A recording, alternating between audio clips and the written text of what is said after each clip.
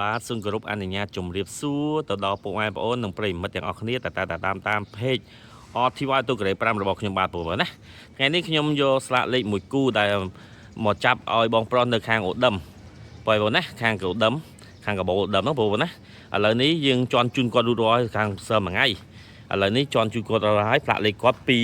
AP 3321អញ្ចឹងគាត់ជន់ថ្មីយកសេវាកម្មមកដល់ផ្ទះហើយក៏ខ្ញុំមានប្រូម៉ូសិនដដែលថែមគ្រប់កឹបអ៊ីណុកមួយឈុតស្កត់មុខពីម្ដុំហើយនឹងជើងជ័រថ្មីល្អអាក្រាស់បងប្អូនណា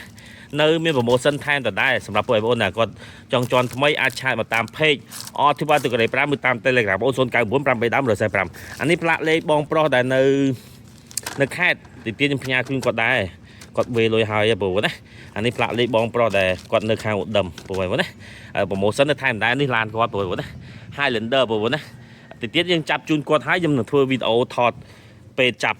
ហើយបងប្អូនណាស្អាតកម្រិតណាហើយបងប្អូនចង់ជន់បងប្អូនតាក់ទងមកតាម page អធិវត្តទូកូរ៉េ5ឬក៏តាម Telegram បងប្អូន099 835បងប្អូនណាយើងមានប្រូម៉ូសិនថែមអីវ៉ាន់3មុខដូចដែរថែមជើងជ័រមួយឲ្យវែងឲ្យល្អគាត់កັບអ៊ីណុកមួយឈុតស្កត់មុខពីរម្ដុំនេះយើងថែមអីវ៉ាន់3មុខនេះអញ្ចឹងបងប្អូនចន់ស្លាកលេខឲ្យតម្រូវការ3មុខនឹងហើយអញ្ចឹងបងប្អូនមិនបាច់ទៅទិញអស់លុយទៀតទេខ្ញុំថែមជូនបងប្អូនជាសាច់មិនបាច់ចាំទៅទិញអស់លុយទេយើងអស់តែសេវារត់ការជន់ហើយបងប្អូនចង់ជន់នៅបណ្ដាខេត្តផ្ញើផ្លាកលេខ5បរិយាបុនថាំបើសិនអ្នកនៅពេញយើងមានសេវាកម្មមកដោះមកដាក់ជូនដូចគាត់ចេះអញ្ចឹងខ្ញុំចាប់ឲ្យគាត់គឺខ្ញុំចាប់មុំចាប់ការពារជ្រូកបាត់ការពារលបោតការពារនិយាយរួមគឺចាប់ឲ្យមុំគាត់មកស្អាតជូនគាត់តែម្ដងបងប្អូនណាអញ្ចឹងបងប្អូនចង់ជន់រួចរាល់ឡើងអាចបាទបងប្អូនអំបញ្ញមិញខ្ញុំឡាយអត់មានចន់ចាប់ស្លាកលេខបងប្អូនណាឥឡូវខ្ញុំចាប់ស្លាកលេខជូនគាត់រួចរាល់បងប្អូនណានេះផ្លាកលេខគាត់ 2AP 3221មាន QR code